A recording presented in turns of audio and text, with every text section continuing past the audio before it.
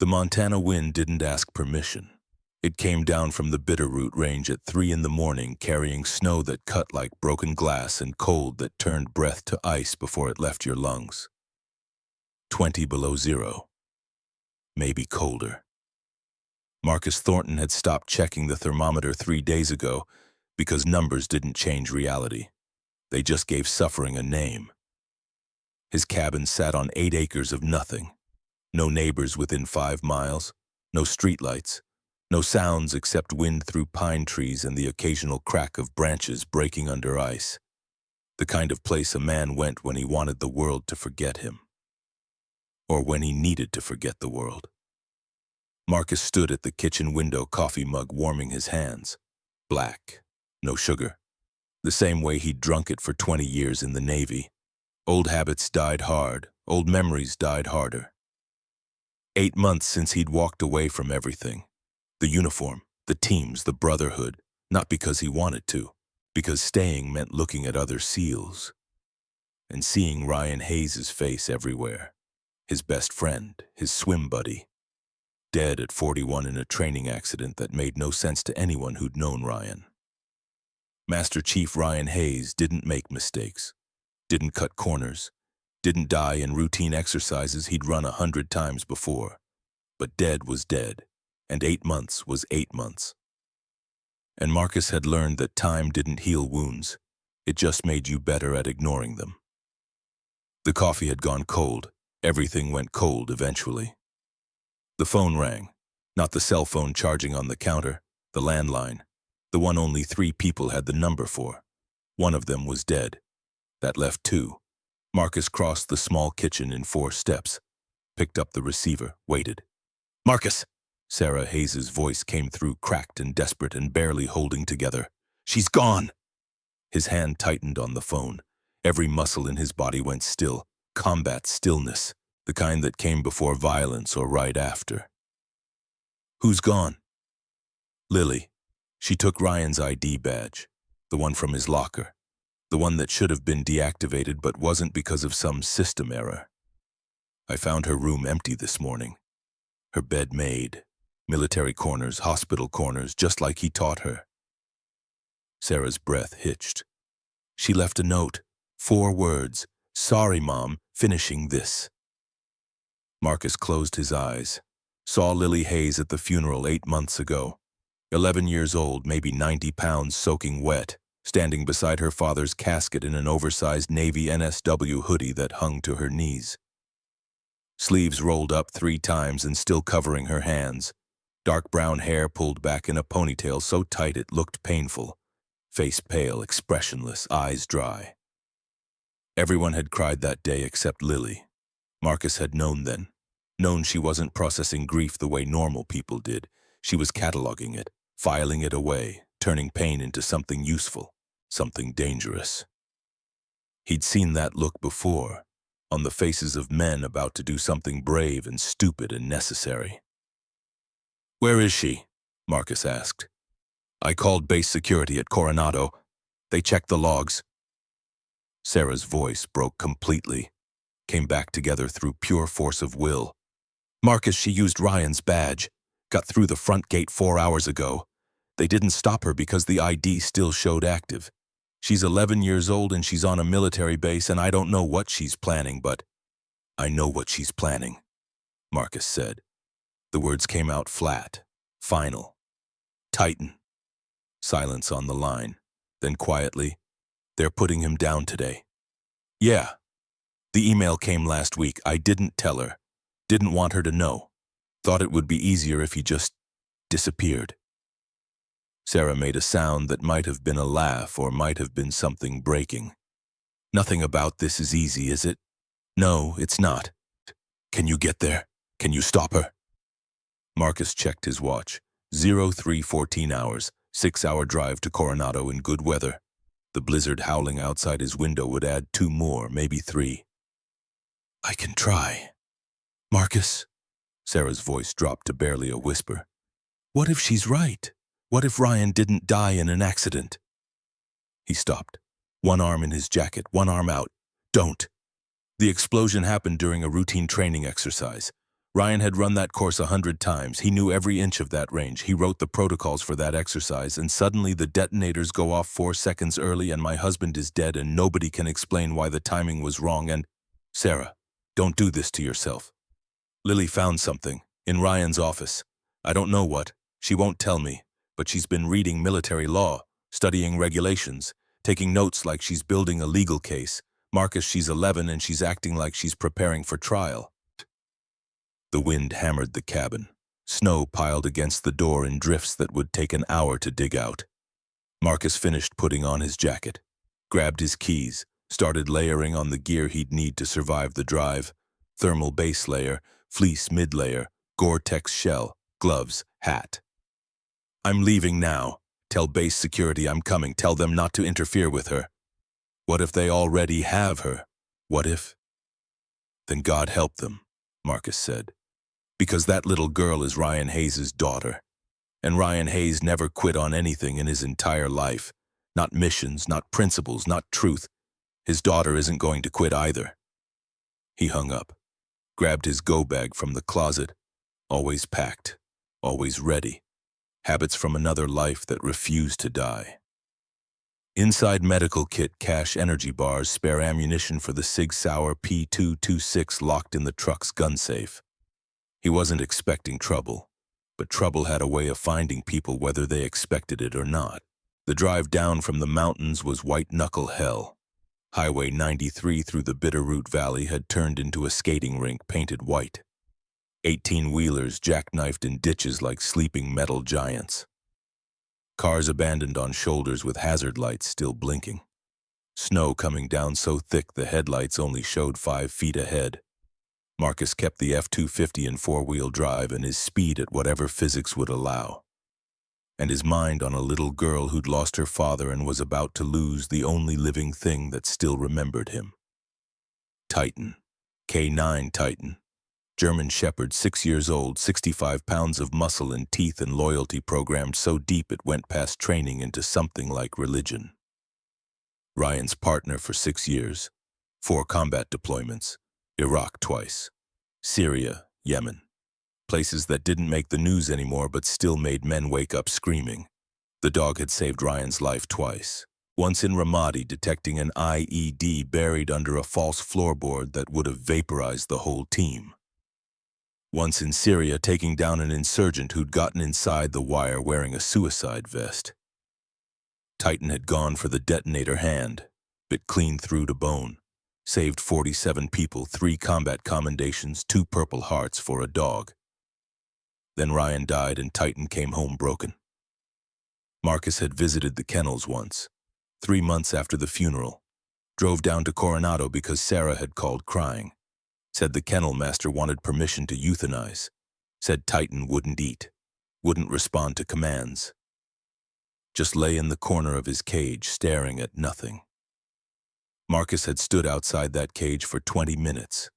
Titan never looked at him, never moved, just breathed, in and out, mechanical, like his body was alive but everything inside had shut down.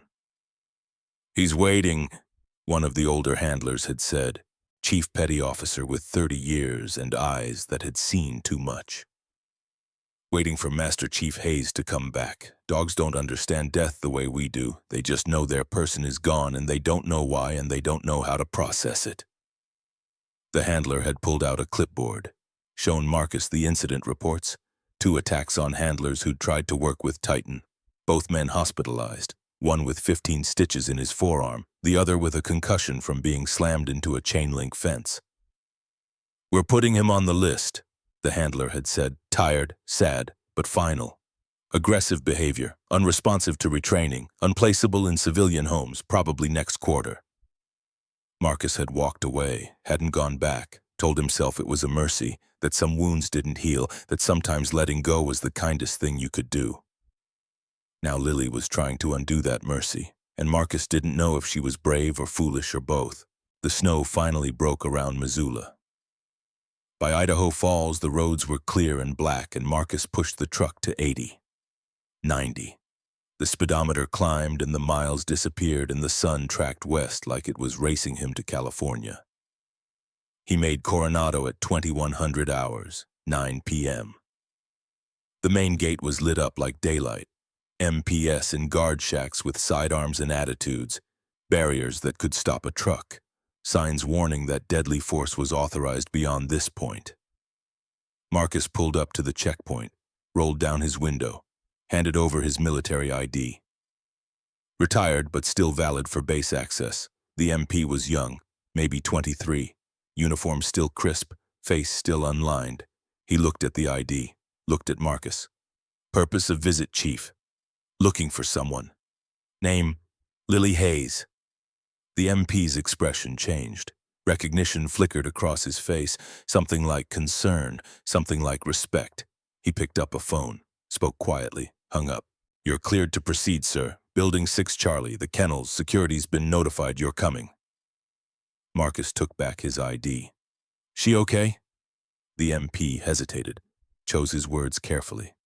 She's making quite an impression, sir. Good, Marcus said. That means she's still fighting. He drove through the base, past administration buildings where officers pushed papers and made decisions that affected lives they'd never see. Past barracks where young sailors slept and dreamed of becoming SEALs and woke up to another day of finding out if they had what it took. Past the obstacle course where instructors taught that pain was temporary but quitting was permanent. Past the combat pool where they learned that drowning was a choice you made when you decided to give up. The kennels sat on the north edge, converted aircraft hangar, chain-link fence surrounding the perimeter, floodlights that turned night into sterile white, security cameras on every corner. There were too many vehicles parked outside, security trucks, an ambulance on standby, 2 black SUVs with government plates that screamed federal agents. Marcus parked his truck, got out. The air smelled like ocean and diesel fuel and something else. Something tense. The smell before a storm. The smell before violence. He walked toward the hangar. The main door stood open. Light spilled out across the asphalt. Voices carried on the wind, raised voices, angry voices, and underneath it all, one voice. Young. Female, absolutely unwavering in its certainty. Lily. Marcus stepped through the door. The hangar was exactly as he remembered from his visit 3 months ago. Rows of kennels arranged in neat military precision, dogs in various states of rest and alertness. German shepherds, Belgian Malinois, Dutch shepherds, working dogs who'd seen combat, who'd saved lives, who carried scars that went deeper than fur and skin. 50 men filled the converted hangar. Navy SEALs, active duty with fresh haircuts and hard eyes. Retired operators with gray in their beards and posture that still screamed military. Private contractors who'd served and gone civilian but never really left the teams. Broad shoulders, weathered faces. The quiet confidence of men who'd seen death and learned to keep moving anyway. They stood in a loose semicircle, watching something, someone. At the center stood Lily Hayes, 11 years old, maybe 90 pounds, wearing her father's NSW hoodie that swallowed her small frame, the sleeves rolled up 3 times and still hanging past her hands, dark brown hair pulled back in a ponytail, face pale, serious, older than it should have been. In her hands, she clutched a manila envelope against her chest like a shield, like armor, like the only weapon she had. Facing her was Commander Vincent Kane. Marcus recognized him immediately. Would have recognized him in the dark, 42 years old, dress white uniform crisp enough to cut glass, every ribbon placed with micrometer precision, every medal earned or awarded or politically necessary, dark hair graying at the temples in a way that looked distinguished instead of old. Jawline sharp, posture parade ground perfect, the kind of officer who looked good in photographs and sounded confident in briefings and climbed the ranks by knowing whose ass to kiss and whose throat to step on. Kane had been Ryan's commanding officer, had signed off on the training exercise where Ryan died, had delivered the eulogy at the funeral with perfect military bearing and words that sounded sincere and meant nothing. Marcus hated him on instinct, hated him with the kind of certainty that came from 20 years of reading men and knowing which ones would get you killed. "Miss Hayes," Kane was saying, voice smooth and condescending, "this is inappropriate." You're disrupting a restricted military facility. You need to leave. Now. No, sir.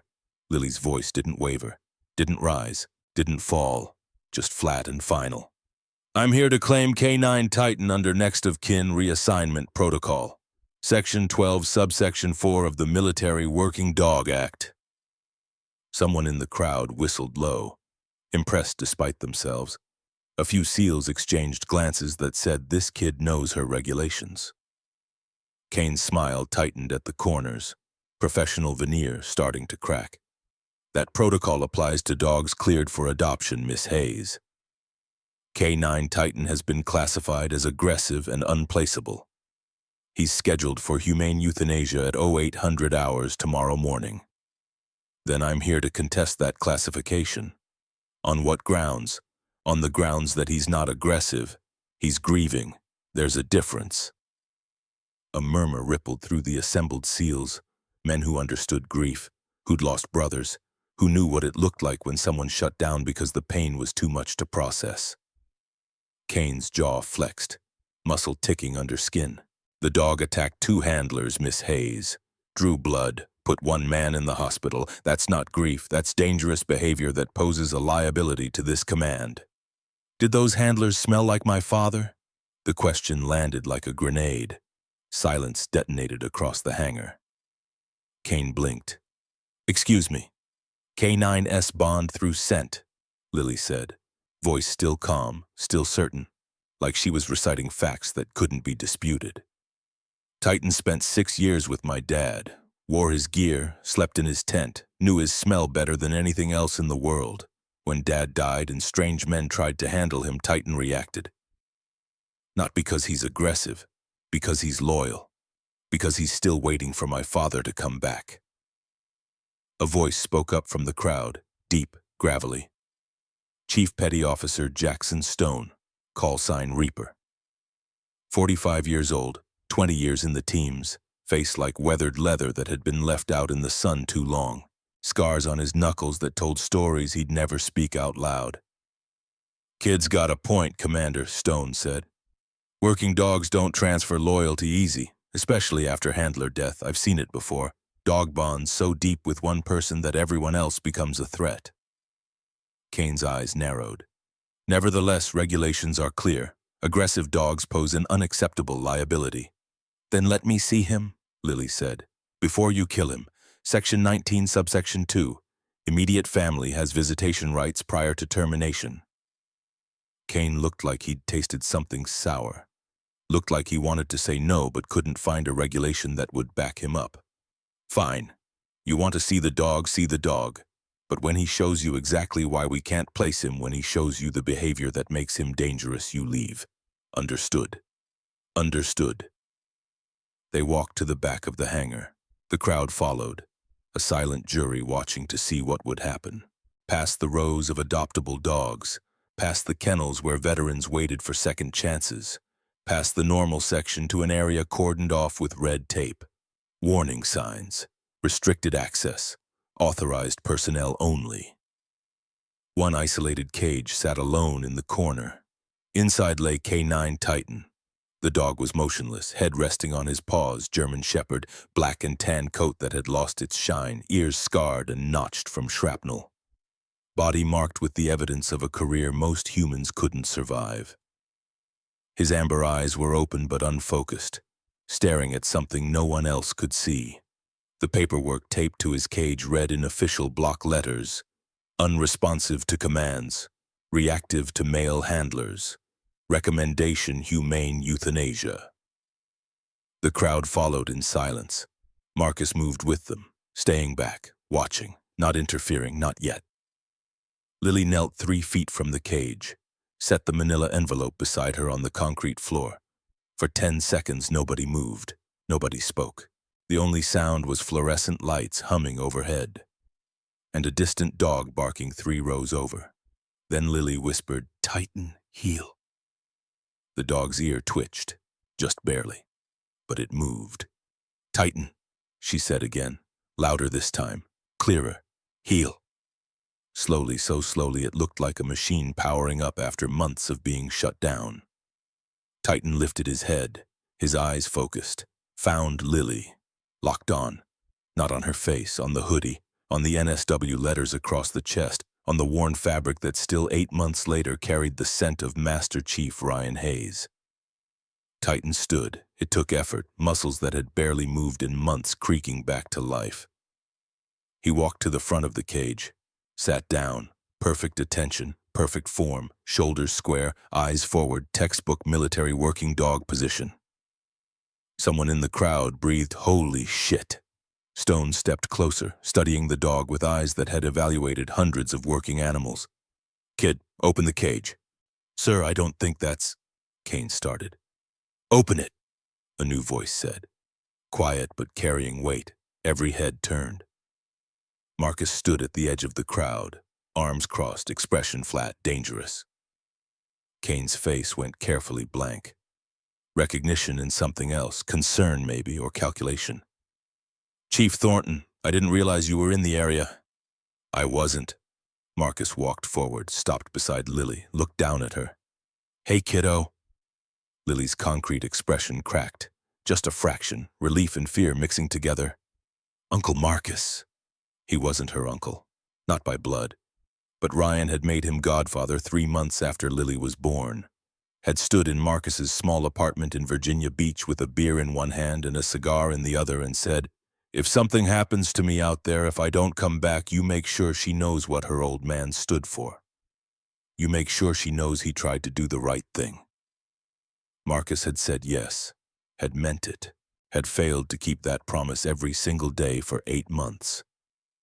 Not anymore. He reached down, squeezed Lily's shoulder once, solid, real. Then looked at Kane. "She's opening the cage. If you have a problem with that, you can take it up with me." Kane's eyes narrowed. "This is a military facility, Chief Thornton. I can have you both removed." "You can try." The hangar went very quiet, that special kind of quiet that happens right before violence. When men who've seen combat recognize the moment, the decision point, the line you either cross or you don't. Every SEAL in the room shifted weight, adjusted stance, positioned themselves. Ready for whatever came next, Kane looked around, read the room, saw 50 men who'd served with Ryan Hayes, who'd trusted him, who'd watched him die in a training accident that didn't make sense, saw their faces, saw their body language, saw the calculation happening behind their eyes. He smiled, cold. "Fine, open the cage. Let's see what happens when an aggressive dog meets a little girl who thinks she can save him." Lily's hands shook as she worked the latch. Marcus saw it, the tremor in her fingers, the little girl underneath the bravado, 11 years old, facing down a military command structure because she'd made a promise to herself or her father or both. The cage door swung open, Titan stepped out. He moved like he was remembering how. Like his body was relearning commands his brain had forgotten. One paw forward, then another, slow, controlled, professional. He walked directly to Lily, stopped at her left side, sat down, shoulder aligned with her knee, head up, eyes forward, perfect heel position. Exactly the way Ryan had trained him for 6 years. Marcus heard someone exhale, realized it was him. Stone crouched down, studied the dog with professional eyes, looked up at Kane. "He's not aggressive, Commander. He's locked on mission." "Mission?" Kane's voice had an edge now, annoyance creeping through the polish. "He's a dog, Chief Stone, not a SEAL. Tell that to the EOD techs whose lives he saved in Ramadi," Stone said. He stood up, brushed off his knees. "Dogs like Titan, they're trained to detect threats and alert. When their handler dies, especially in a blast, they don't process death the way we do. They just know the threat's still active, the danger's still there, and their partner can't respond anymore. So they lock on, they wait, they stay ready." "Wait for what?" one of the other SEALs asked. "For someone to address the threat," Stone said quietly. "For someone to finish the mission." The words hung in the air like smoke. Marcus felt puzzle pieces clicking together in his head. Titan's aggression, his refusal to eat, his shutdown. It wasn't trauma, not exactly. It was mission focus. The dog was still working, still waiting for orders that would never come from the man who'd given them for 6 years. Unless someone gave him new orders, unless someone finished what Ryan started. Lily reached into the manila envelope, pulled out a stack of papers, held them against her chest for a moment, then looked directly at Kane. My father filed a whistleblower complaint with your office 14 days before he died, about SEC protocol violations, about corners being cut on training exercises, about detonation sequences being rushed to meet quotas instead of safety standards. Kane's face went carefully blank, professional mask sliding into place. Your father was a good man, Miss Hayes, one of the best SEALs I ever served with, but he was also under a tremendous amount of stress. Sometimes that stress creates paranoia, sees problems that aren't really there. These are problems. Lily held up the papers, official documents. Training logs with your signature, overriding safety protocols Ryan wrote, moving up exercise dates without proper review periods, authorizing equipment use before testing was complete. And this. She reached into the envelope again, pulled out a small rectangular device, black plastic, blinking red light. GPS tracker. I found it in my backpack 30 minutes ago. Someone planted it there. Someone wanted to know where I was going, where I'd been, who I'd talked to. She dropped it on the concrete floor. The small plastic clatter echoed in the sunts. Every eye in the hangar locked onto the device, then slowly inevitably shifted to Kane. Marcus felt his training kick in. Automatic threat assessment, exit routes, defensive positions. His hand moved instinctively toward his waistband, before his conscious mind remembered he'd left the SIG in the truck. 8 months of civilian life making him sloppy, making him slow. Kane smiled. Not pleasant, not warm. The smile of a man who'd just made a decision and didn't care anymore who knew it. You're a very brave little girl, Miss Hayes. Braver than you should be. But bravery without proof is just noise, just accusations that can't be substantiated. I have proof, Lily said. Her hand went back into the envelope one more time, pulled out a USB drive, small, black, holding who knew how much data. Everything, every email my father sent you, every meeting you had with him, every time you told him to stand down or face consequences, he recorded it all. Because he knew what you were going to do. The hangar exploded into motion. Kane's hand went to his radio, fast, professional. Security Building 6 Charlie, code red, we have an unauthorized. Stone moved faster. 20 years in the teams taught you which moments mattered. His hand shot out, grabbed Kane's wrist, twisted. The radio clattered to the floor, skittered across concrete. Sir, with respect, I think you should listen to what the girl has to say before you call in security. 2 of Kane's security teams started forward, stopped dead when 10 SEALs moved to block them. No words, no threats, just bodies, just positioning, making a wall between Kane and Lily that said, you'll have to go through us first. Marcus stepped in front of Lily. Protective positioning. Titan's body went rigid. A low rumble built in the dog's chest. Not a bark, something deeper, a warning, recognition of threat. Kane jerked his hand free from Stone's grip, straightened his uniform, adjusted his ribbons. You're interfering with command decisions, Chief Stone. That's insubordination. No, sir, Stone said quietly, respectfully, but with iron underneath. We're protecting a witness. There's a difference. Witness to what? Kane's voice rose slightly. Control slipping. To conspiracy theories from a traumatized child who can't accept that her father died in an unfortunate accident. To whatever got Master Chief Hayes killed, Stone said. Several SEALs who'd been watching casually now focused completely, moved closer. The atmosphere in the hangar shifted, became charged, dangerous. These men had served with Ryan, had trusted him with their lives, had stood beside him in places where trust was the only thing keeping you alive.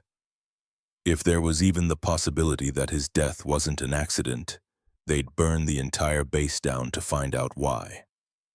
Kane must have seen it, must have felt the shift. His expression changed.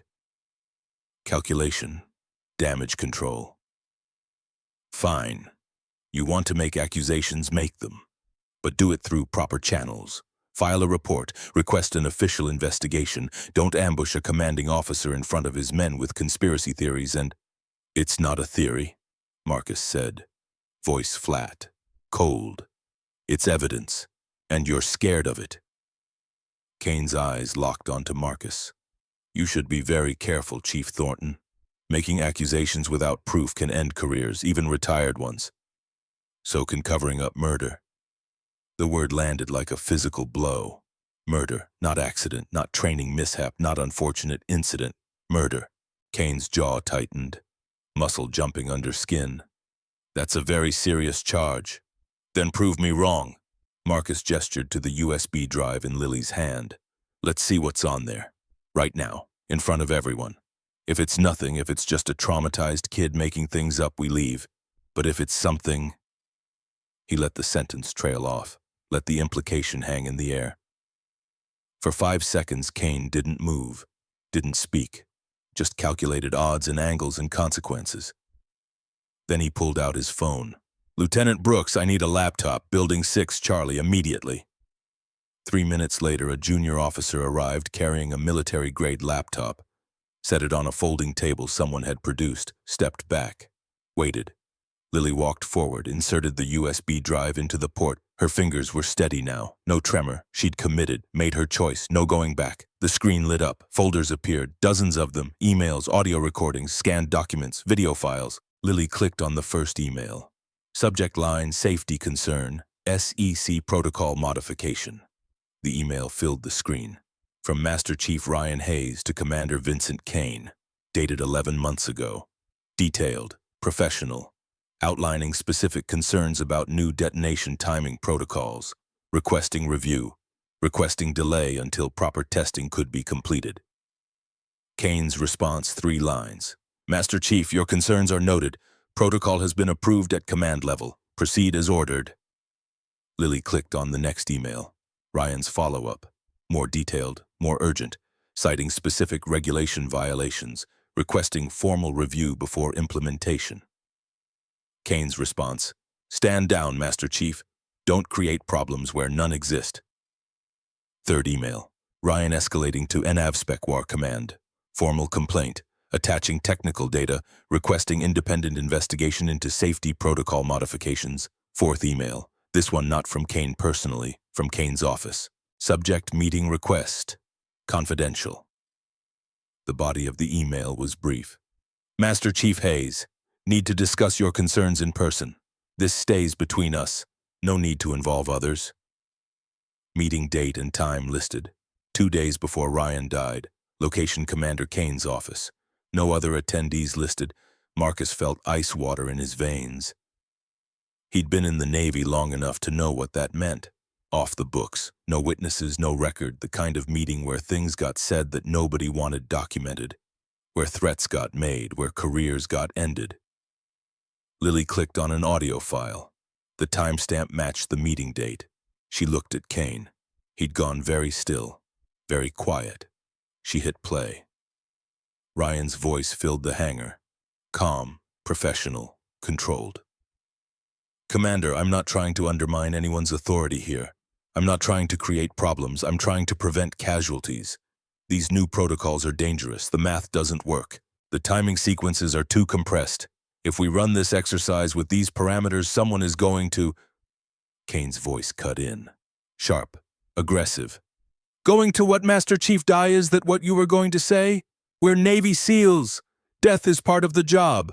Or did you forget that somewhere along the way— I didn't forget, sir, but unnecessary death. Unnecessary. Kane's voice rose, anger bleeding through. Let me tell you what's unnecessary, Hayes. Unnecessary is a Master Chief questioning his commander's judgment. Unnecessary is going over my head to NAVSPECWAR like I'm some boot ensign who doesn't know his ass from his elbow. Unnecessary is this entire conversation. Silence on the recording. Then Ryan's voice, quieter. Sir, I have concerns about— I know what your concerns are.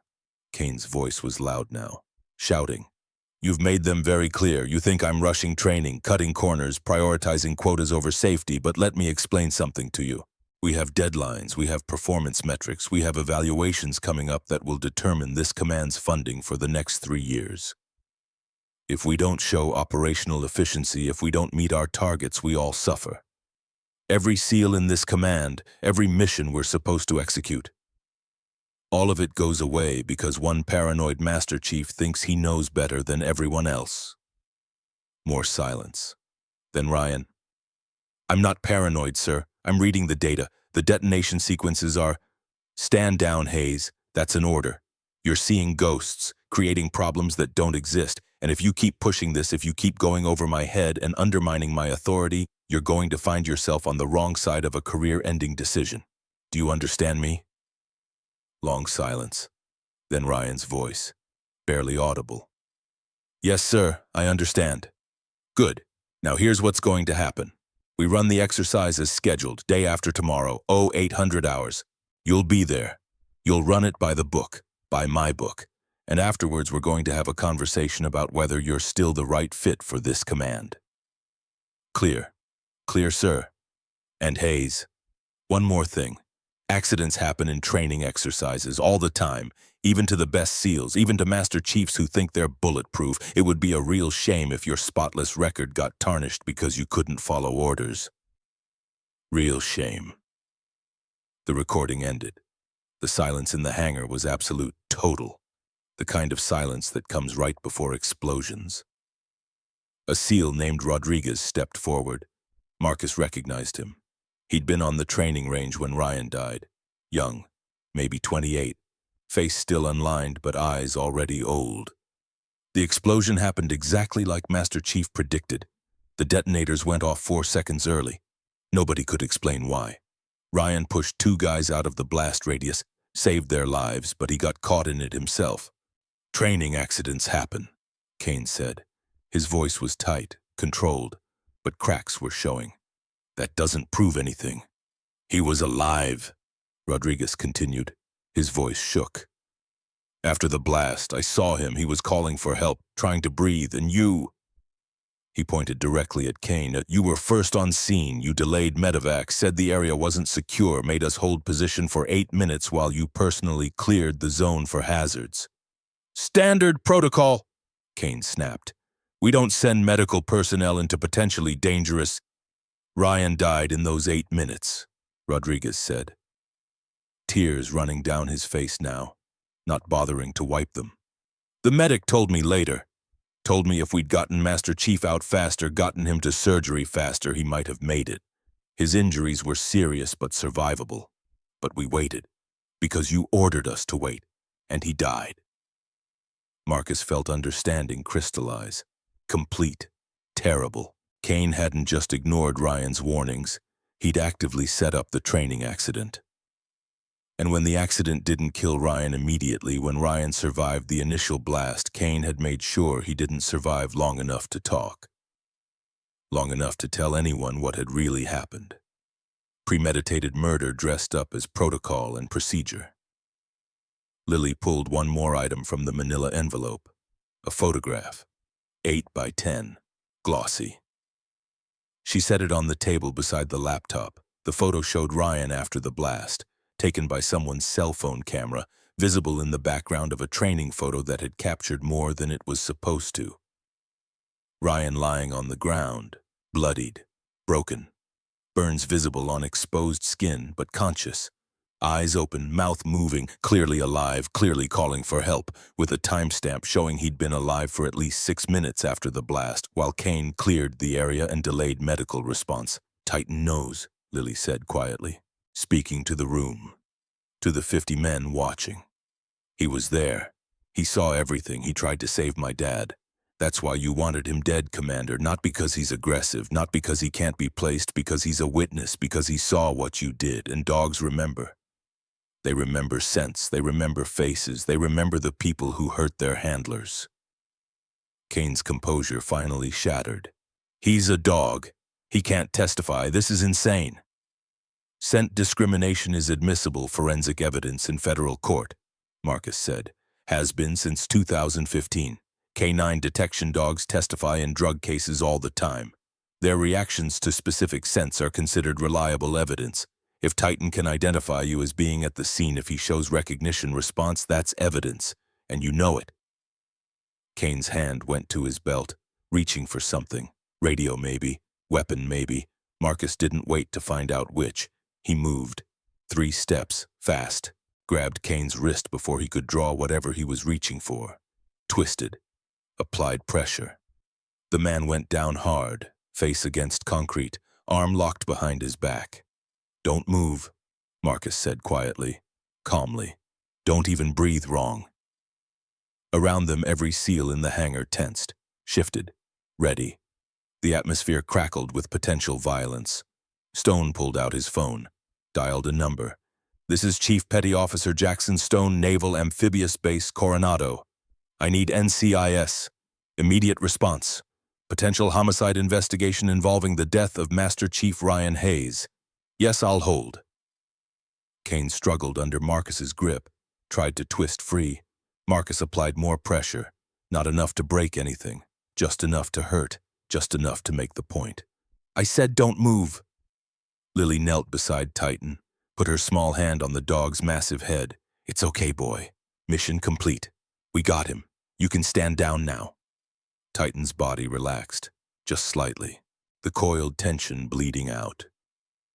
For the first time in 8 months, the dog looked at someone, at Lily, and his tail moved. Once. Brief, but unmistakable.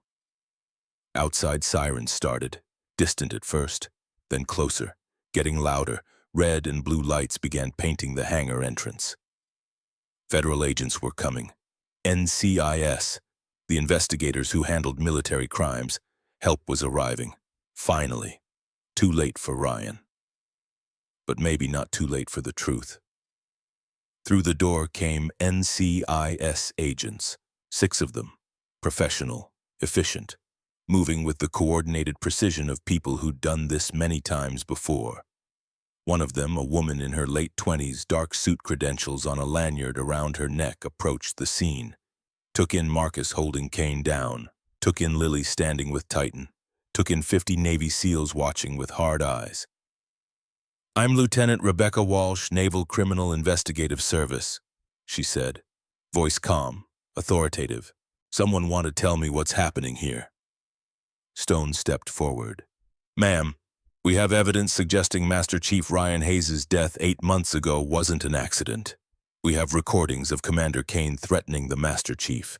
We have testimony from witnesses at the training exercise. And we have reason to believe the commander deliberately delayed medical response, resulting in Master Chief Hayes' death." Walsh's expression didn't change, but her eyes sharpened. "That's a serious allegation, Chief." "Yes, ma'am, we're aware." Walsh looked at Lily. "How old are you?" 11. "Jesus Christ." Walsh turned to her team. "Secure the commander. Read him his rights. Collect all evidence. This is now an active homicide investigation. I want everything documented, everything preserved by the book." 2 NCIS agents moved toward Kane. Marcus released him, stepped back, let the federal agents take over. They pulled Kane to his feet, cuffed his hands behind his back, started reading Miranda rights in voices that had done this 1,000 times. Kane didn't resist, didn't argue, just stood there, staring straight ahead, face blank, like he'd already gone somewhere else in his mind. Walsh approached Lily, knelt down to her eye level. "Miss Hayes, I need you to come with me. We're going to need your statement, your evidence, everything you have." Lily held out the USB drive. "It's all here?" Walsh took it carefully, like it was made of glass. "The dog. He's evidence too. We'll need to evaluate him." "I want him," Lily said, voice firm, no hesitation. "Next of kin reassignment, Section 12, Subsection 4 of the Military Working Dog Act. He was my dad's partner. Now he's mine." Walsh looked at Stone. "Is that possible?" Stone shrugged. "Above my pay grade, ma'am. But I'll supervise as handler of record until she turns 18 if that helps the legal situation." "I'll make some calls." Walsh stood, looked at Marcus. "You're Thornton the Godfather." "Yeah." "We'll need your statement too, and we'll need to coordinate with local authorities in Sacramento. Get protection for the family while we investigate. This is going to take time." "How much time?" "Weeks, maybe months. Depends on what else we find once we start digging."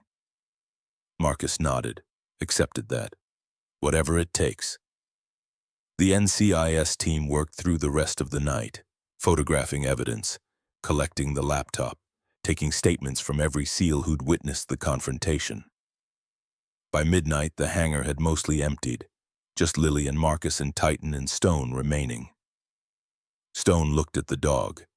Regulations say he can't stay in the kennels tonight, not while he's part of an active investigation. He stays with me, Marcus said. I've got room. And the girl, her mother's expecting her home. Lily looked up, hope and fear mixing in her eyes. Can Titan come? Yeah, Titan comes. Lily wrapped her arms around the dog, buried her face in his fur. Titan leaned into her, no longer stiff, no longer locked in mission mode, just present, just there, just tired and ready to rest. They walked out of the hangar together, into the California night that smelled like ocean and eucalyptus, and the promise of something better than what had been. Marcus's truck sat in the parking lot. He opened the back door. Titan jumped in without hesitation. Lily climbed in beside him, buckled her seatbelt. Marcus got behind the wheel, started the engine, looked at Lily in the rearview mirror. Long drive back to Sacramento. You should try to sleep. I'm not tired. You will be. Adrenaline crash hits about 30 minutes from now. When it does, close your eyes, let it happen. They drove north, up the coast. Highway 1 snaking between ocean and cliffs. Darkness broken only by occasional city lights. The rhythmic sound of waves against rocks. The eternal ocean continuing regardless of human drama. Lily lasted 23 minutes before her head drooped. Fell against Titan's shoulder. The dog shifted position, made himself comfortable, let her use him as a pillow. Marcus drove and thought about Ryan, about promises made at a funeral 8 months ago. Promises to take care of Lily, to make sure she knew what her father stood for. Promises Marcus had failed to keep because he'd been too wrapped up in his own grief to see hers. But she hadn't needed him to keep those promises.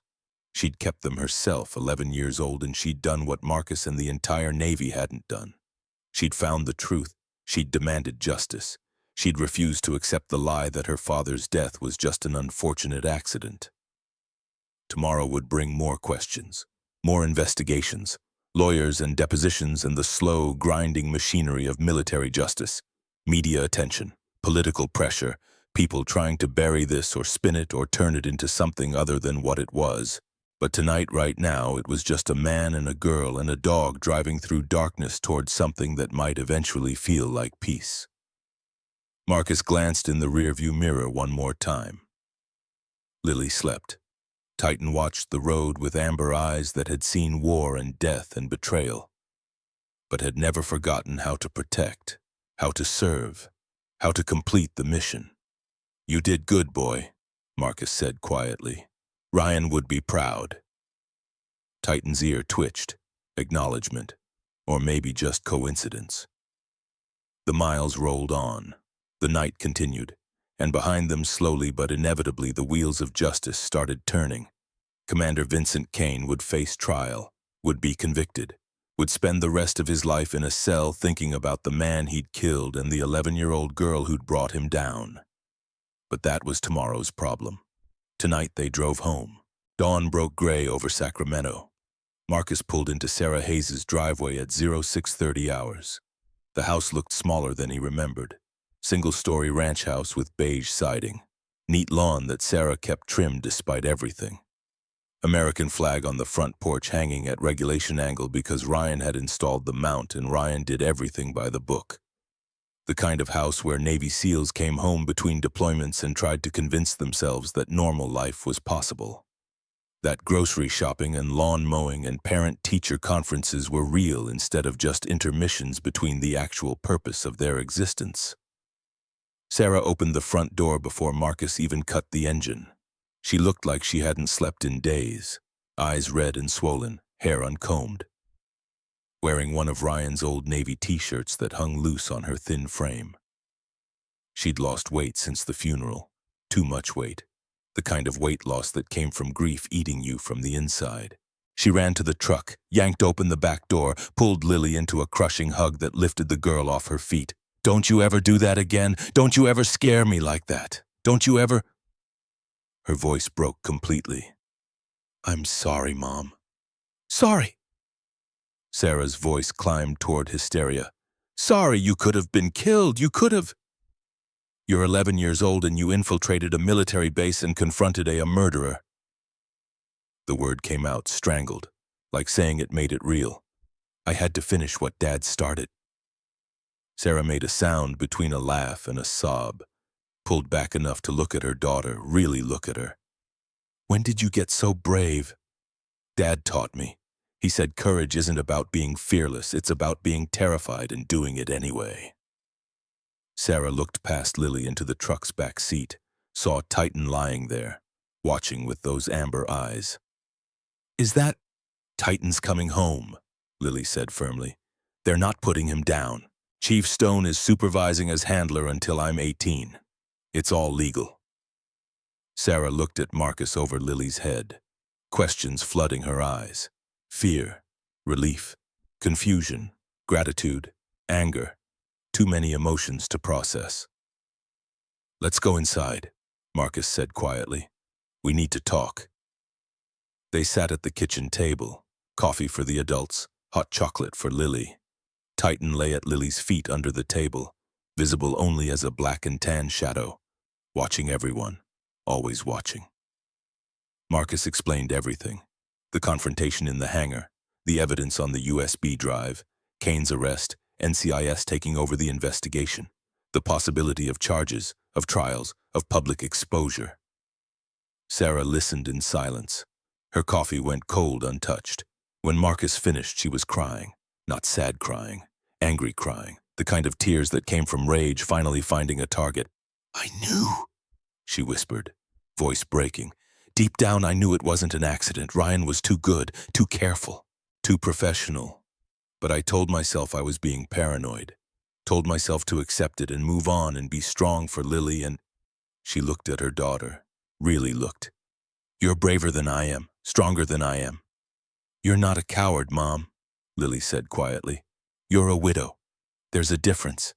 You lost your husband. I lost my dad. We're both grieving. We just do it differently. Sarah laughed, broken, bitter. When did you get so wise? When did you grow up and I didn't notice?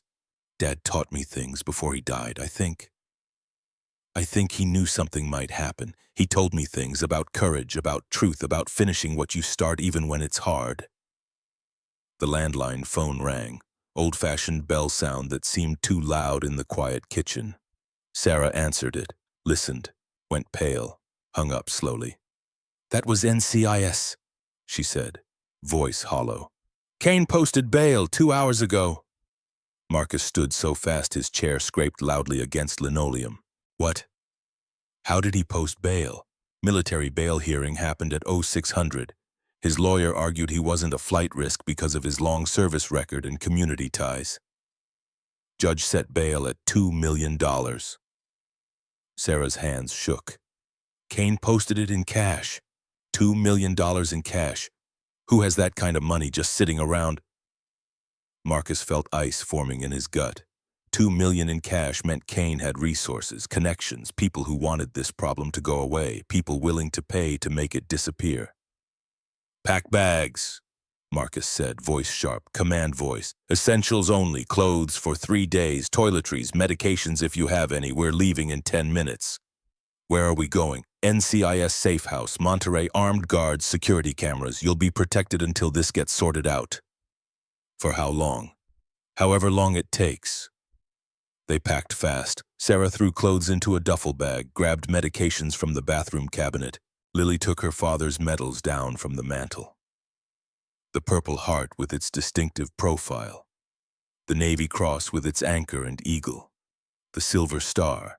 She wrapped them carefully in Ryan's dress uniform, the one he'd been buried in a replica of.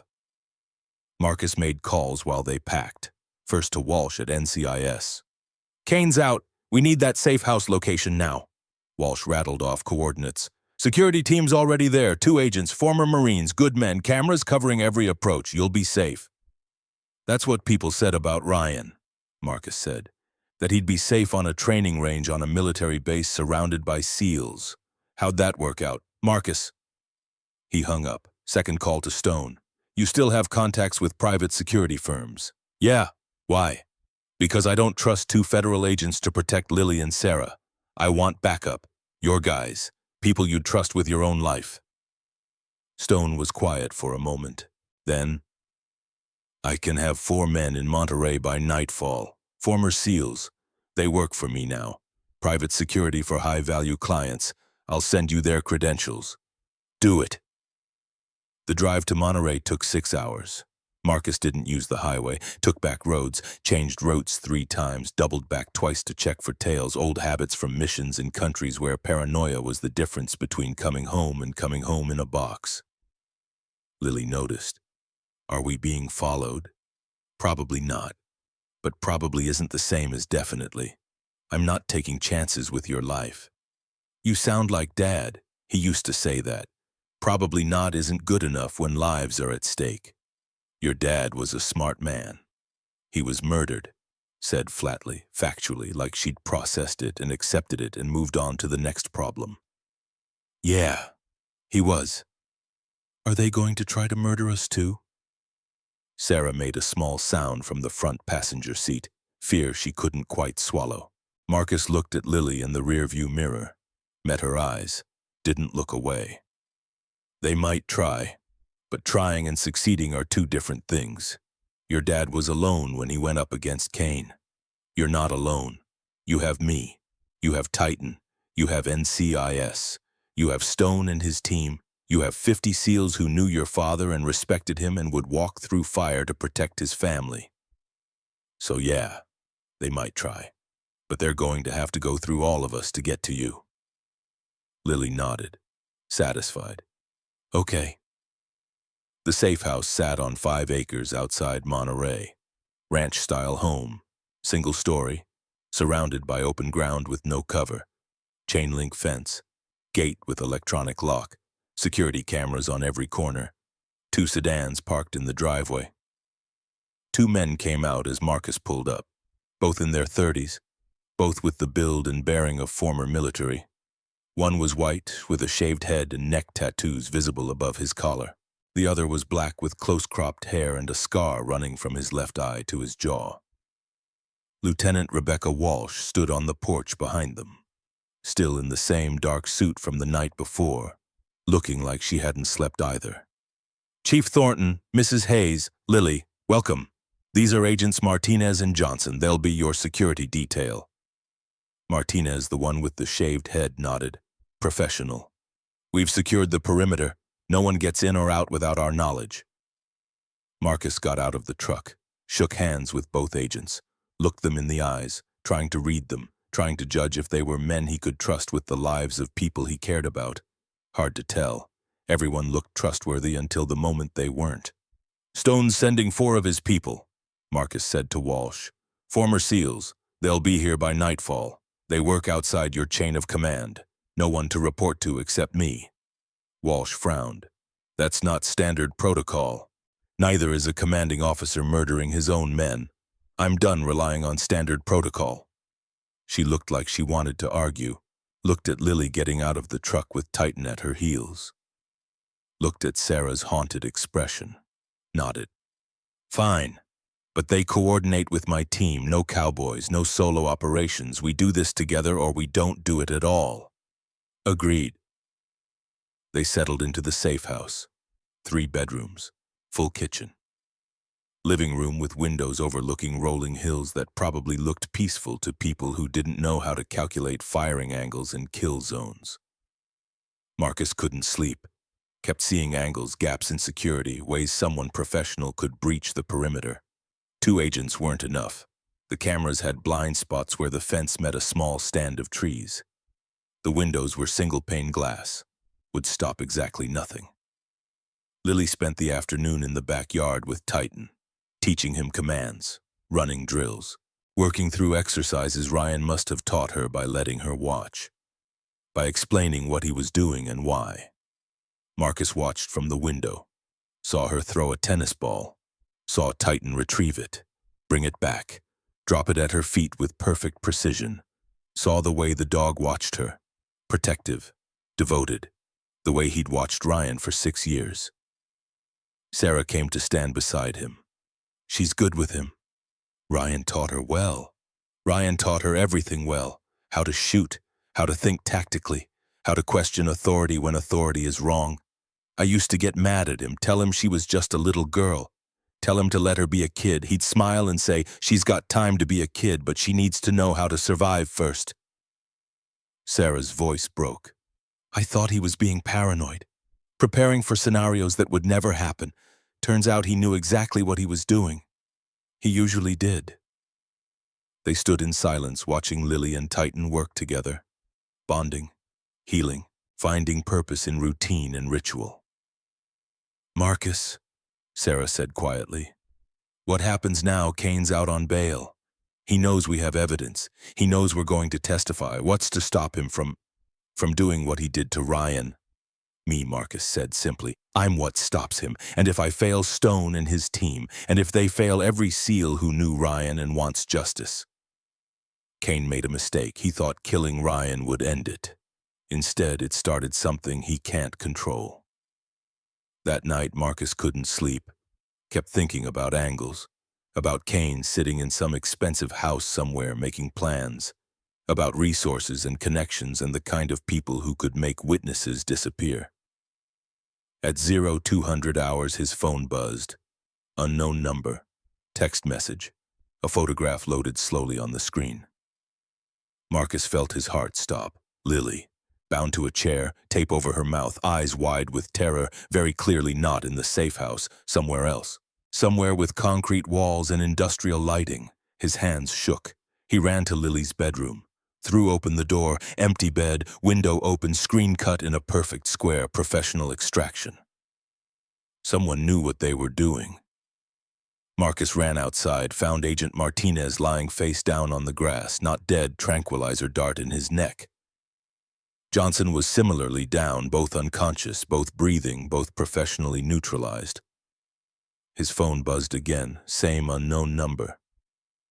You have 6 hours. Bring all evidence Ryan Hayes collected. Every file, every recording, every copy. GPS coordinates will follow. Come alone. No NCIS, no backup. Just you. She dies if you bring anyone. She dies if you call authorities. She dies if you deviate from instructions. 6 hours. Clock started.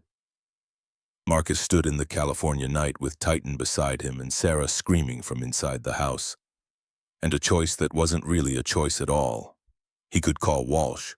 Bring in tactical teams, launch a federal manhunt. Risk Lily's life on the competence of agents who'd already let her get taken. Or he could handle it himself. The way SEALs handled problems when bureaucracy and protocol and rules of engagement got in the way of mission completion. Direct, personal, final. He made his choice. Marcus went to his truck, opened the gun safe bolted under the back seat, pulled out his Sig Sauer P226, 3 spare magazines, tactical knife, flashlight, medical kit, everything a SEAL carried into hostile territory. Titan watched from the porch. The dog's body language shifted from pet to operator, from companion to weapon, shoulders squared, head low, eyes focused and calculating. Yeah, Marcus said quietly. I know, we're going to war. The dog's tail didn't wag. This wasn't play. This wasn't training. This was the real thing. But Titan's eyes said everything Marcus needed to hear. Ready, willing. Let's go get her. His phone buzzed. GPS coordinates appeared. Oakland, warehouse district near the port, industrial area, lots of buildings. Any one of them could be holding Lily. Marcus climbed into the truck. Titan jumped in beside him, not in the back, in the front passenger seat, equal partner. Sarah ran out of the house. Marcus, what's happening? Where are you going? Call Walsh, Marcus said through the window. Tell her what happened. Tell her I'm going to get Lily back. Tell her to send back up to these coordinates, but tell them to stay back. Tell them not to approach until they hear from me. Can you do that? Sarah nodded, crying, terrified. Please, please bring her back. I will, or I'll die trying. Either way, this ends tonight. He drove south through pre-dawn darkness. The highway was empty, the world still asleep. Unaware that a little girl was in danger, that a man was going to war to save her. Marcus called Walsh's number, let it ring once, hung up, then powered off his phone. She'd trace the call, know his last location, send backup eventually. But eventually might be too late. Probably would be too late. He had to go in alone. Had to trust his training and his experience and 20 years of missions in places where backup was a luxury and surviving meant making the right decisions in seconds. The Oakland warehouse district sprawled along the waterfront like a monument to industrial decay. Shipping containers stacked like rusty mountains. Cranes frozen mid-lift. Buildings that had seen better days and better decades and better purposes. Marcus found the coordinates. Building 7C. 3 stories, brick facade, windows covered with plywood, no visible security, no cars parked outside, nothing to indicate anyone was there, which meant professionals were inside. Professionals who knew how to make a location look abandoned. He parked 2 blocks away, checked his gear. Sig P226 loaded, 17 rounds, 1 in the chamber, 16 in the magazine, 3 spare mags in his pocket, 51 rounds total, against unknown numbers of unknown hostiles. Not great odds, but better than nothing. Marcus approached from the south, used shipping containers for cover, moved like a shadow, like smoke, like something that shouldn't exist but did anyway. 20 years of training made it automatic. Muscle memory older than conscious thought.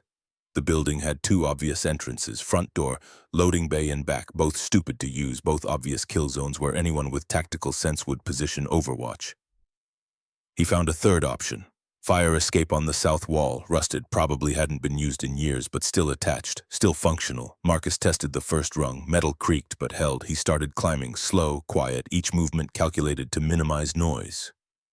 Titan waited at the base, watching the street, watching the building, ready to alert if anyone approached. The fire escape led to a 3rd-floor window. Glass broken years ago, covered from inside with cardboard and duct tape. Marcus pulled his knife, cut through carefully, peered inside. Empty hallway, concrete floor, exposed pipes along the ceiling. Industrial lighting that wasn't turned on. But at the far end of the hallway, maybe 40 feet away, a sliver of light showed under a door. Someone was here. Marcus climbed through the window, landed on the balls of his feet, silent, drew the SIG, advanced down the hallway using wall cover. Behind him, Titan came through the window. No sound, no scrape of claws. The dog moved like smoke, like death itself. They reached the door. Marcus pressed his ear against it, listened. Voices male, 2 of them, speaking quietly, professional discipline. Contact in 90 minutes. Boss wants confirmation the girl's unharmed. She's fine. Scared shitless, but fine. Hasn't said a word since we grabbed her. And Thornton? NCIS lost him 3 hours ago. Radio went dark. He's ghost. Laughter. Could be right outside the door for all we know. He's not that stupid. He knows we're professionals. He'll follow instructions, bring the evidence, make the trade. Everyone walks away. You really think Holland's going to let them walk? Fuck no, but Thornton doesn't need to know that until after we have the evidence. Marcus smiled. No humor in it, just cold calculation and the absolute certainty that someone was about to have a very bad day. He tested the doorknob. Locked. Steel core door, not kicking that down. Needed another approach. Titan's nose pressed against the gap under the door. The dog inhaled deeply, processing scents, chemical composition, sweat and gun oil in fear, then looked at Marcus and growled. Low, controlled, the sound that meant target acquired, enemy identified. Marcus hand signed using the tactical signals he'd learned 2 decades ago, signals that worked in complete silence when radio chatter would get you killed. Wait, stay, Titan sat, muscles coiled like springs, ready to explode into motion at command. Marcus moved back down the hallway, found a maintenance closet, inside cleaning supplies, industrial chemicals, bleach, ammonia-based cleaner, rags, a metal bucket. He grabbed the bucket, grabbed the bottle of ammonia cleaner, poured it into the bucket, added water from a utility sink.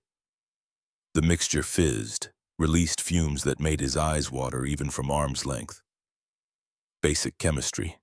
Ammonia and chlorine made chloramine gas. Not lethal in small doses, but in an enclosed space it would force people out fast, make them choose between suffocating and running. He carried the bucket back to the door, set it down carefully, then knocked. Hard, official. Maintenance got a report of a pipe burst on the second floor. Need to check your water lines before the whole damn ceiling comes down. Silence inside, then suspicious. We didn't call for maintenance. Building manager sent me. Look, you want your ceiling to collapse, that's your business. But I got a work order says I check every unit on this floor. Union rules, I don't check, I don't get paid. You don't want me to check, take it up with the building manager. More silence. Whispered consultation. Then locks clicking. The door opened 6 inches, chain still engaged. A man's face appeared in the gap, 30s, military haircut growing out, cold eyes that had seen combat, professional assessment happening in real time. Marcus threw the bucket. Ammonia solution splashed across the man's face, his eyes, his mouth. He screamed, stumbled backward, clawing at his eyes, trying to clear the burning chemical. Marcus kicked the door. The chain ripped free from the frame. He shouldered through, SIG up scanning. 2 men just like Intel had said. The one he'd hit was down, blind, gasping, incapacitated. The second man reached for a weapon on the table, a Glock 19 standard contractor sidearm. Titan came through the door like a missile. 65 pounds of muscle and teeth and fury moving at terminal velocity. Hit the second man's center mass. Drove him backward into the wall with an impact that cracked drywall. Jaws clamped on the gun arm. Bone crunched audibly. The man screamed, dropped the weapon, tried to fight back, tried to hit Titan, tried to pull free. Titan held on, growling, relentless, applying pressure that would leave permanent damage. Marcus swept the room with the SIG. Empty except for the 2 men. No Lily, no sign she'd been here at all. Wrong location, or they'd moved her already. He grabbed the first man by the collar, the one still gasping from the ammonia, dragged him away from the puddle, pressed the SIG against his temple. "Where is she? I don't—" His voice came out, strangled, eyes streaming tears, face red and swelling. Marcus hit him, not hard enough to knock him unconscious, just hard enough to hurt, to focus his attention. The girl! Lily Hayes. Where? Different building, they moved her, I swear to God, I don't know where. Who does? Holland Derrick. Holland, he's running this whole operation, we just follow orders. Marcus's blood ran ice cold. Holland, the defense contractor, the one making millions from the equipment Ryan had tried to expose as unsafe. Where's Holland? I don't know. He doesn't tell us. We get orders through encrypted channels, dead drops. We never see him face to face. Marcus hit him again. The man went limp, unconscious. Behind him, Titan released the second man. The guy collapsed, holding his mangled arm, whimpering, blood soaking through his sleeve. Marcus zip-tied both of them, hands behind backs, ankles together, gagged them with duct tape from a roll he found on the table. They weren't going anywhere. Weren't calling for help. Weren't warning anyone. He searched the room systematically. Found a laptop on the table, password protected. Found cell phones, also locked. Found weapons. 2 Glocks, a shotgun, combat knives, zip ties, the tools of professional contractors doing illegal work, and in the corner behind a tripod a camera. Still recording, red light blinking. Marcus approached it carefully, saw the small screen showing the feed, live broadcast, being sent somewhere in real time. Someone was watching this room right now, had watched everything that just happened. He found the cable. Traced it to a router, to a modem, to a small screen displaying connection information including an IP address. The video was being streamed to a specific location. Marcus pulled out his phone, powered it back on, photographed the IP address, sent it to Walsh with a message, "Trace this now." Then he smashed the camera with the butt of his SIG, crushed the laptop, destroyed anything that could be used as evidence of what he'd just done. His phone buzzed. Walsh. IP address traced to private server. Physical location San Francisco Financial District. Building registered to a holding company. 3 guesses who owns it. Marcus didn't need 3 guesses. Holland. Affirmative. But Marcus, listen. The building's a high-rise, 40 floors, security, cameras everywhere. You can't just walk in there and start a war. Watch me. We have a tactical team en route. ETA 20 minutes, wait for backup, don't do this alone. Lily doesn't have 20 minutes. He hung up, looked at Titan, The dog was bleeding. Small cut above the left eye from the fight. Nothing serious, but visible. Marcus had a cut too. Knuckles split from hitting the man, both of them marked, both of them wounded, both of them still operational. "Ready for round 2? Marcus asked. The dog's tail didn't wag. This wasn't play, this was combat. But Titan's eyes said everything. "Ready. Let's finish this." They left the warehouse, left the 2 men tied and bleeding and unconscious, left the destruction behind. The truck started on the first try. Marcus pointed it toward San Francisco, toward Holland, toward Lily. The drive took 40 minutes in pre-dawn traffic. People heading to early shifts at hospitals and airports and factories. Normal people living normal lives, unaware that a war was happening in the spaces between their routines. Marcus parked in a public garage 3 blocks from Holland's building, grabbed the go bag, reloaded the SIG with a fresh magazine, 17 more rounds, total ammunition 68 rounds counting what was in his spare magazines. He looked at Titan. The dog was bleeding slightly from the cut, panting, but alert, focused. "This is it," Marcus said quietly. "After this we're done. Either we get Lily back or we die trying. You understand?" Titan's eyes held his. No fear in them, no hesitation, just loyalty. The kind of loyalty that didn't ask questions, didn't calculate odds, just followed because that's what loyalty meant. The same loyalty that had kept Titan waiting for Ryan for 8 months. The same loyalty that had made him attack anyone who tried to replace his handler. Because in the dog's mind, the mission wasn't over until the handler said it was over. And now Marcus was the handler. Now Marcus was giving orders. Now Marcus was saying, "This is it.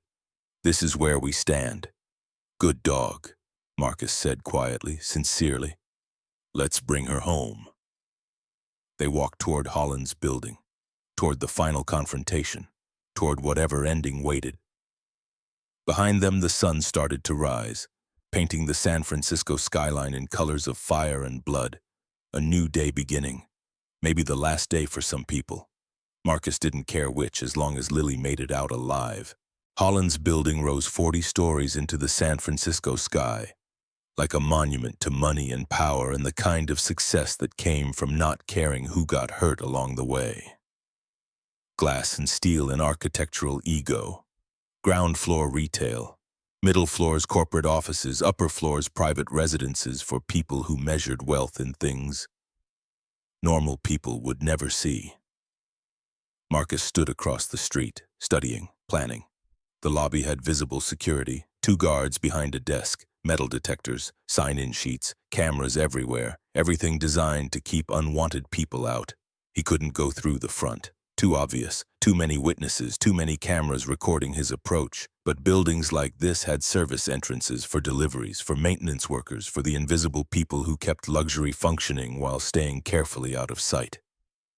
Marcus circled the block, found the service entrance in an alley lined with dumpsters and grease stains and the smell of garbage that hadn't been picked up yet. Loading dock, steel door marked authorized personnel only. Card reader beside it, no guard visible. Just the electronic lock and a camera pointed at the door. He waited, watched, learned the pattern. At 6:45, a delivery truck pulled up. FedEx. Driver got out, swiped a card, door opened. He propped it with a rubber doorstop, started unloading boxes from the truck. Marcus waited until the driver made a trip inside, carrying 3 boxes stacked high enough to block his vision. Then moved, fast, quiet, slipped through the door with Titan at his heels. Inside was a service corridor. Concrete floor, exposed pipes, industrial lighting, the hidden machinery that made luxury possible. Freight elevator at the end of the hallway. Marcus pressed the button, waited. The elevator arrived empty. He stepped in. Titan followed. The panel showed 40 floors, but one button was different, separate. Required a keycard to access penthouse level, Holland's private residence. Had to be. Marcus pulled his tactical knife, pried open the control panel, exposed the wiring underneath. 20 years ago, a SEAL instructor had taught him how to hotwire everything from cars to elevators to enemy communication systems. The skills stuck, the kind of knowledge that became permanent because your life had depended on it in places where mistakes got people killed. He crossed 2 wires. The elevator jerked, lurched, started rising. Floor numbers climbed 20, 30, 35. Marcus's heart rate stayed steady, controlled, combat breathing, 4 counts in, 4 counts hold, 4 counts out, overriding the body's automatic stress response with trained discipline. 38, 39, 40. The elevator stopped. Doors opened. Into a hallway that screamed wealth. Marble floors, original art on walls that probably cost more than Marcus's truck. Recessed lighting. The kind of space where everything was expensive because expensive meant better. One door at the end of the hallway, heavy mahogany, security camera mounted above it. Marcus looked directly at the camera, knew whoever was watching had seen him, knew the element of surprise was gone. Didn't matter. Surprise was a luxury, determination was a weapon. And right now, Marcus had more determination than anyone in this building had bullets. He walked toward the door, Titan beside him, both ready for whatever waited. The door opened before he reached it. Derek Holland stood in the doorway, 52 years old. Fit in the way that came from expensive personal trainers and dietary supplements.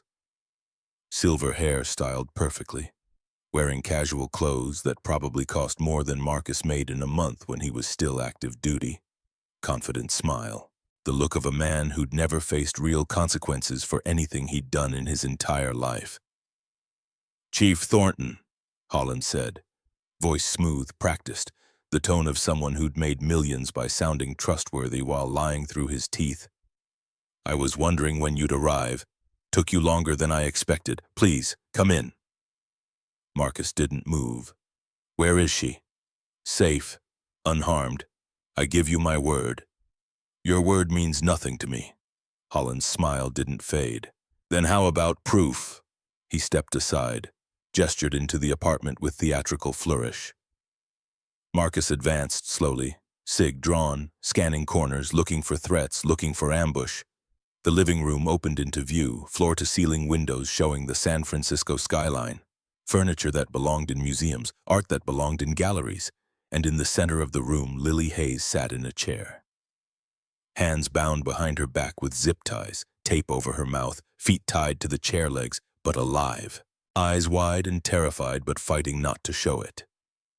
Fighting to stay calm because panic got people killed, and Ryan had taught her that. 2 men stood behind her. Private security, expensive suits, tactical posture, armed with concealed carry weapons Marcus could see printing through their jackets. Marcus's finger tightened on the SIG's trigger. "Let her go." "Of course," Holland said pleasantly. "That's why you're here, isn't it, to negotiate, so let's negotiate like reasonable people." "Nothing to negotiate. You release her now or I put a bullet in your head." Holland actually laughed, genuine amusement. "And then my men put bullets in you. And the girl, and your dog. Nobody wins. Very dramatic, very action movie, very stupid." He walked to a bar along one wall. Crystal decanters, expensive liquor, poured himself bourbon, top shelf, took a sip, savored it. "Here's what's actually going to happen, Chief Thornton. You're going to give me every piece of evidence Ryan Hayes collected. Every file, every recording, every copy you made, every backup. All of it. In exchange, the girl lives. You live. You both walk out of here. Clean trade. Everyone goes home happy. And then what? You kill us anyway once you have what you want. Why would I do that?" Holland seemed genuinely puzzled by the question. "Dead bodies create investigations. Missing evidence creates plausible deniability. I'm a businessman, Chief. I deal in risk management. Killing you increases my risk. Buying your silence decreases it. Simple calculation." Marcus studied him, looking for the angle, the trap, the lie underneath the reasonable words. "You don't believe me," Holland said. "I can see it in your face. So let me explain the reality of your situation. Even if you had evidence, which I'm not conceding, what would it prove? Kane is dead. Suicide. Very tragic. Can't testify now. My company's contracts are all legal. Approved at the highest levels of military procurement. You might cause me some inconvenience. Bad press. Maybe a congressional hearing where I express deep regret and promise to do better. But nothing that would actually stick. Nothing that would matter. He took another sip of bourbon. So here's my offer. One time. Take it or leave it. Give me the evidence. Take the girl, disappear, go live your life somewhere quiet. Let this go. Because fighting me. That's a losing battle. I have resources you can't imagine. Lawyers. Political connections. The kind of power that makes problems disappear. Marcus's mind raced through options. Calculating. Holland was right about one thing. Even with evidence, conviction was a long shot. Kane dead. The conspiracy deep enough to have protected him this long. Too many powerful people invested in keeping it buried. But letting Holland walk meant Ryan died for nothing. Meant the system that killed him stayed intact. Meant other SEALs would die.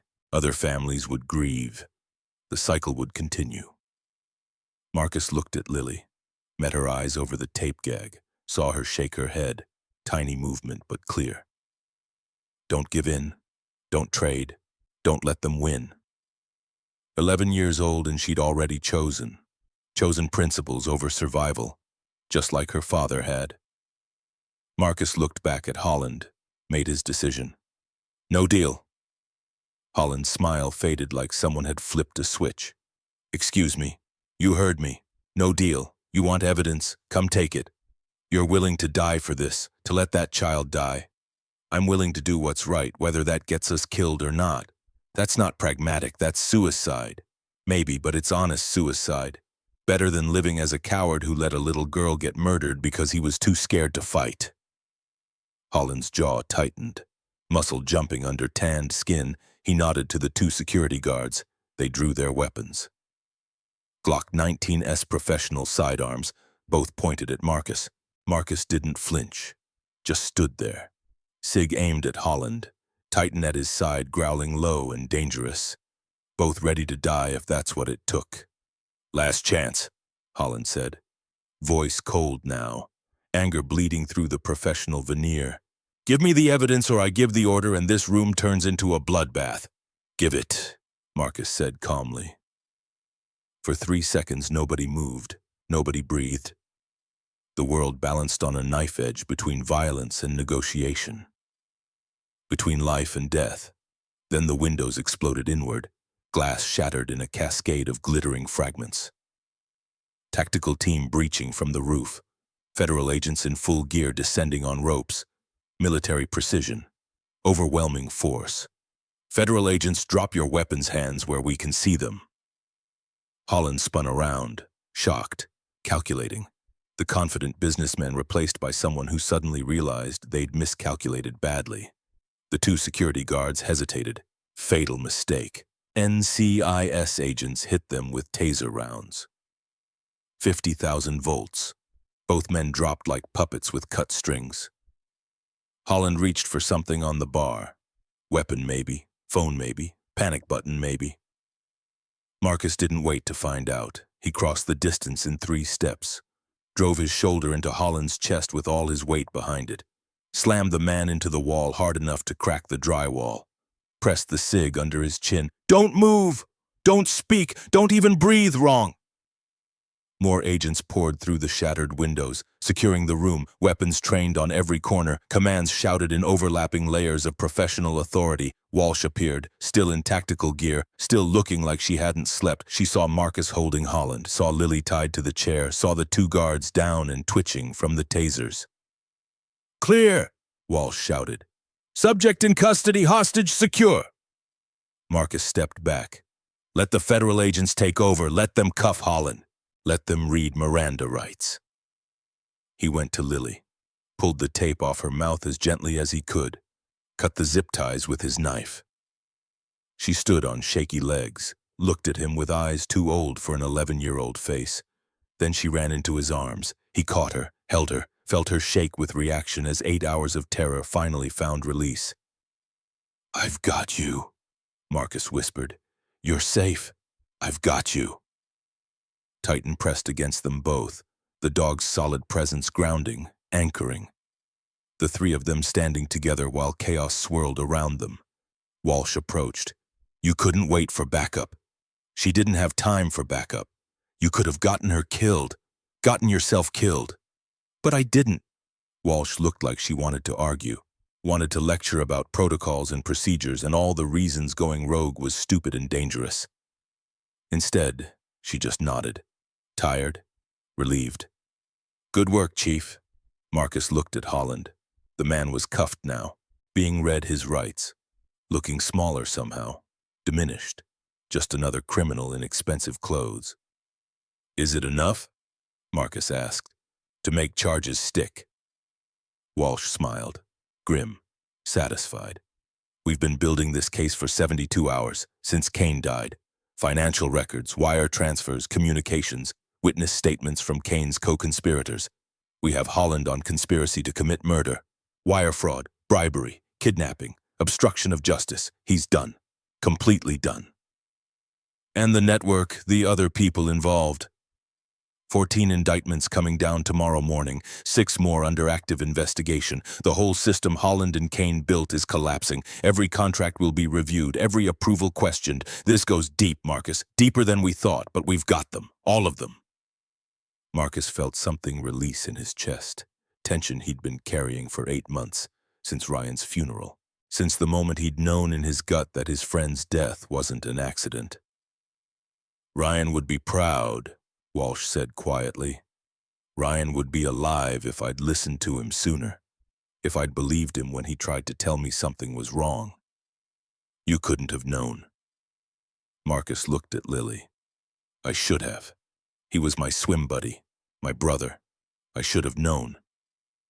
Walsh didn't argue, just put a hand on his shoulder briefly, then turned to coordinate with her team. They processed the scene for another hour. Photographs, evidence collection, statements from everyone present. Holland was led away in handcuffs, the 2 security guards in restraints. Marcus sat with Lily and Titan on Holland's expensive couch, waiting, watching federal agents work. Uncle Marcus, Lily said quietly, thank you for coming for me. Always, every time, no matter what, even when it's dangerous. Especially when it's dangerous, that's what family does. She leaned against him, exhausted, running on fumes. Is it over now? Is it really over?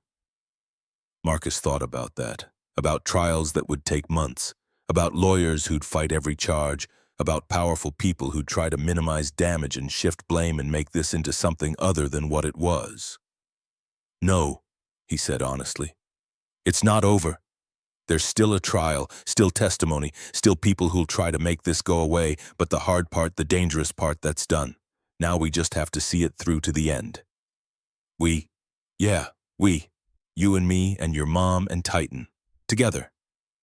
Lily nodded, satisfied with that answer. Okay, Walsh came back over.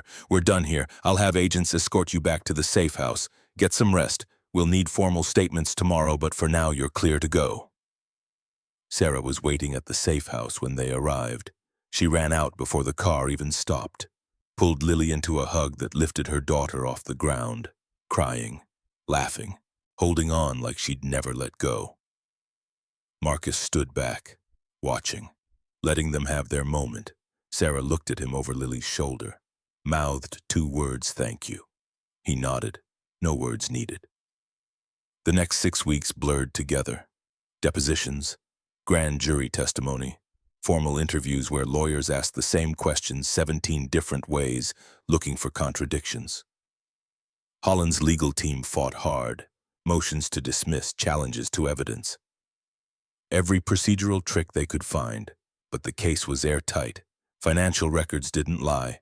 Wire transfers left trails. 14 co-conspirators flipped to save themselves. Testimony piled up like evidence at a crime scene. The trial was scheduled for 6 months out, but everyone knew the outcome. Holland was going to prison. So were his associates. The contracts were already being voided, the corruption exposed. It wouldn't bring Ryan back, wouldn't undo 8 months of grief and anger and unanswered questions, but it was something. Justice, the kind Ryan had died trying to achieve.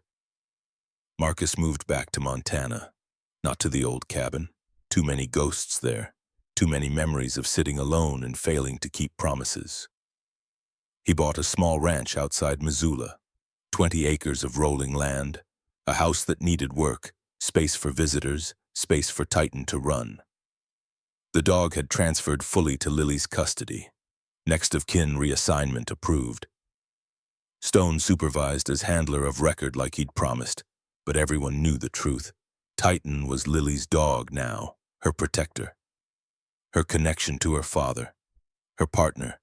She visited every weekend, drove up from Sacramento with Sarah, spent Saturdays training Titan, running drills, building the bond that would carry them forward. Marcus watched from the porch one Saturday in March, saw Lily give commands in Ryan's voice, saw Titan respond with perfect obedience, saw healing happening, slow, incomplete, but real. Sarah brought coffee out to the porch, sat beside Marcus in a weathered wooden chair that creaked when she settled into it. They watched in comfortable silence for a while. Then Sarah said quietly, "She wants to join the Navy when she's 18. SEAL training if they'll take her." Marcus wasn't surprised, had seen it coming since the night in the hangar. "What did you tell her?" "I told her to ask you. You're the only SEAL she really knows, the only one who can tell her what it's actually like." Marcus thought about that, about telling Lily the truth, about missions that gave you nightmares for the rest of your life, about friends whose names you'd never forget and faces that visited you in the dark, about the parts of yourself you left in foreign countries and never got back, about how it would change her, break her, rebuild her into something harder and colder and less human.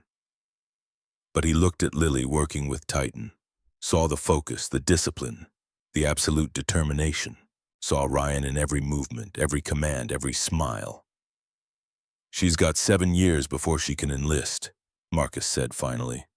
"A lot can change in 7 years, but if she still wants it when she's 18, if she's still committed, I'll help her prepare, make sure she knows what she's getting into, make sure she's ready for the reality of it." Sarah nodded. "That's what I thought you'd say." They sat in silence again, drinking coffee that had gone lukewarm, watching the girl and the dog run through obstacle courses under a Montana sky that stretched forever. "Marcus," Sarah said after a while, "thank you for everything, for believing Lily, for protecting her, for keeping the promises you made to Ryan. I almost didn't, almost got her killed, but you didn't. You saved her. You saved all of us." Marcus wasn't sure about that, wasn't sure saving was the right word, but he didn't argue. In April, the ceremony happened. Military honors, full dress, 50 SEALs in attendance. Titan received the Military Working Dog Medal of Courage. First dog in history to receive it for protecting a handler's family after the handler's death. Lily accepted the medal, stood at attention in a dress uniform Marcus had helped her prepare. Titan beside her, both perfect, both honoring Ryan's memory. Stone gave the speech. Master Chief Ryan Hayes died protecting his team. His daughter finished protecting his legacy. His dog protected them both. Some bonds don't break when one partner falls. They transfer, they adapt, they endure. Semper Fidelis, Master Chief, mission complete. After the ceremony, Walsh found Marcus. She'd been promoted again, special agent in charge now, running the task force investigating military corruption across all branches. 47 arrests so far, she told him. 19 victims recovered from various trafficking operations we uncovered during the investigation. $300 million in fraudulent contracts terminated. Congressional hearings scheduled. New oversight protocols being written, and we're just getting started. Ryan started this, Marcus said. Without his whistleblower complaint, without his courage to speak up when it would have been easier to stay quiet, none of this happens. His daughter finished it. She's remarkable. She's 11. She's a Hayes. That means remarkable is just baseline. Walsh handed him a folder. Plain manila. No markings. This is for you. Unofficial. If anyone asks, you never saw it. Marcus opened the folder. Inside a letter. Handwritten. Ryan's handwriting. Unmistakable. We found it in Kane's office safe during the investigation. He'd kept it. Insurance maybe, trophy maybe. Doesn't matter now. Marcus read, "Brother, if you're reading this, I'm probably gone. Don't blame yourself. This was my choice, my fight. I saw something wrong and I couldn't let it stand. You taught me that. All those years swimming together, all those missions. You taught me that some things matter more than survival. But I need you to promise me something. Take care of Lily. Take care of Sarah. Take care of Titan. He's a good dog, loyal to the bone. He'll need someone when I'm gone. Tell Lily I love her. Tell her to be brave. Tell her courage isn't about being fearless. It's about doing what's right even when you're terrified. And tell her to finish what I started. She'll know what that means when the time comes. Semper Fi, Ryan." Marcus's hands shook. He folded the letter carefully, put it back in the folder. Couldn't speak for a moment. "Thank you," he finally managed. Walsh nodded. He knew what he was doing, knew the risks, did it anyway. That's a hero. 6 months after the ceremony, Marcus stood at Ryan's grave with Lily and Titan. The headstone had been updated. No longer read "training accident." Now it said "Master Chief Ryan Hayes, killed in the line of duty, hero, father, friend." He saw what was wrong and had the courage to say so. Lily placed both medals on the grave. Her father's Navy Cross, Titan's Medal of Courage, side by side. "Mission complete, Dad," she said quietly, firmly. "We got them all, every single one." Titan sat at perfect attention, staring at the headstone. The dog had been here many times with Lily, always the same ritual, always the same position, always the same loyalty. Then something happened that made Marcus's breath catch. Titan lifted his head and barked. One sharp bark, clear, strong. The first voluntary sound the dog had made since Ryan died. Not a growl, not a warning, a bark. Communication, recognition, permission to move forward, permission to heal, permission to live. Lily's eyes went wide. "Did he just—" "Yeah," Marcus said, voice thick with emotion he couldn't quite swallow. "He did." The bark meant something. They all knew it. A barrier broken. A mission truly complete. The dog's way of saying, "Okay. Okay, I understand. Okay, I accept. Okay, I'm ready to move forward now." Lily knelt beside Titan, wrapped her arms around his neck. The dog leaned into her, not stiff anymore, not locked in eternal vigilance, just present, just comfortable, just alive in a way he hadn't been since losing Ryan. Marcus put his hand on Lily's shoulder. "You did good, kid. Better than good. You did what most adults couldn't do. You found the truth and you refused to let it stay buried. We all did. You and me and Titan and Mom and Chief Stone and Agent Walsh. Dad always said nothing worth doing gets done alone." They stood in silence for a while, man and girl and dog, bound by loss, bound by loyalty, bound by a mission that had started in grief and ended in justice. "Uncle Marcus," Lily said after a while, "do you think evil ever really loses, or does it just change shape and come back?" Marcus thought about that, about Kane and Holland and all the others, about systems that had enabled them, protected them, let them thrive until someone forced accountability, about how taking down one network just made room for another, how corruption was like water, finding every crack, every weakness, every opportunity. "I think evil is always there," he said finally. "Honestly, in systems, in people, in the choices we make every day. But good is always there too. And as long as good people stand up, as long as they fight, as long as they refuse to accept the lie that nothing can be done, evil doesn't win. It might not lose completely, but it doesn't win. So we just keep fighting. We keep fighting." Lily nodded, accepted that, understanding what many adults never learned, that justice wasn't a destination. It was a journey, ongoing, endless, necessary. They walked back to Marcus's truck. The sun was setting, painting the cemetery in gold and shadow, beautiful and sad at the same time, the way most meaningful things were both. Marcus started the engine. Lily buckled in. Titan settled in the back seat, all three comfortable together now. A unit, a team, a family forged in fire. "Where to?" Marcus asked. "Home," Lily said. "Simple, final. Let's go home. Marcus drove north through Sacramento, onto the highway, toward Montana, toward the ranch, toward whatever came next. His phone buzzed. Text from Walsh. New case. Military supply fraud. 6 bases involved. Potentially massive. Interested in consulting. Marcus glanced at Lily in the rear view. She was reading something on her phone. Looked up. Caught his expression. What is it? Work. Another case. More military corruption. Are you going to take it? Marcus looked at her.